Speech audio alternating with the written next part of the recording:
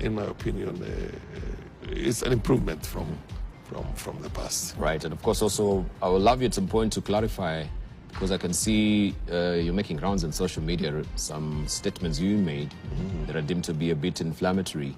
And people wondering, is this really coming from Farah Maalim? No. You know, people. So it's been the transliterations there that have been given, and it seems we'll ask you about that at some point. Yes. It's all editing. You know what I mean, and cutting and pasting and taking a word from here, another one from here, and putting it together.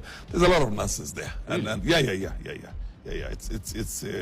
It's Somalis basically who would do that, and for other reasons. I mean, because I also weighed in pretty much on the politics in Somalia. So you're saying it's been edited? It's not the true picture of what you say. It's not the true picture. It's not the true picture. The one thing I said is that, look, when you have a failed state. But you said this was an attempted coup.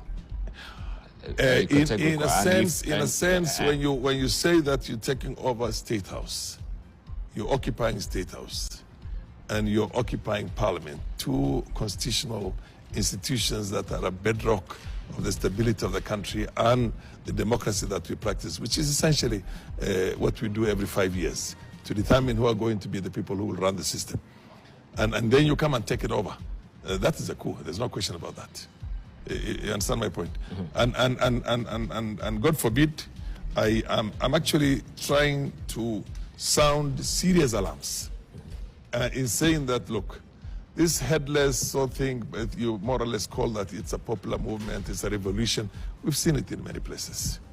And you've seen it in Sudan, we've seen it in Syria, we've seen it in Iraq, we've seen it in Yemen, we've seen it in Somalia. You understand my point? And the results are always invariably devastating. Young people are the ones who are out in the streets in Sudan calling for Thawra. Thawra, you know what Thawra is? A revolution, a revolution, a revolution. And you can bet anything. None of those children are in their homes right now. And many of them most likely have lost their lives. Because 2 million people have lost their lives. 15 million people have been displaced. The country is in a mess. I mean, it changes. In Mogadishu, when people started demonstrating against Siad Barre, and Siad Barre was saying, give us time, I am going to leave the place. Let us have a way of having a transition. And people say, no, we must arrest him. We must arrest him and must bring him to book. You get my point? Yes. It's similar to what basically they're saying, Zakayo Shuka, you know, Ruto out. You know what I mean? Yeah. It doesn't work like that. And you know what happened eventually? Let me tell you one thing. People don't like the truth. I have always spoken the truth all my life myself. You know what happens eventually? In that same Somalia, do you know who took over? The camel herders, the cattle herders, those people out there who have never had schools are the ones who came and destroyed the urban people and took over the system. And that's what Somalia is grappling with up to now. All right. So basically, there is, when I say that you can show your distrust, you can demonstrate out there. But Farah Maalim, you cannot occupy the seats of government. Yeah. Yes. So let me but and ask you. Yes. So you say that if you are the president, and God forbid that you are not, this were your words. No. That you'll have slaughtered 5,000. Listen to me. 5,000 of a Genz. No. Let me tell you, our children were there. You listen to me carefully, and it's a bit of nonsense. There's quite a bit of that editing. You understand my point? Yes. And a lot of nonsense. That 5,000. Hang on a minute. That 5,000 was more or less in line with what I said when there was a book being launched. And the book itself was launched by the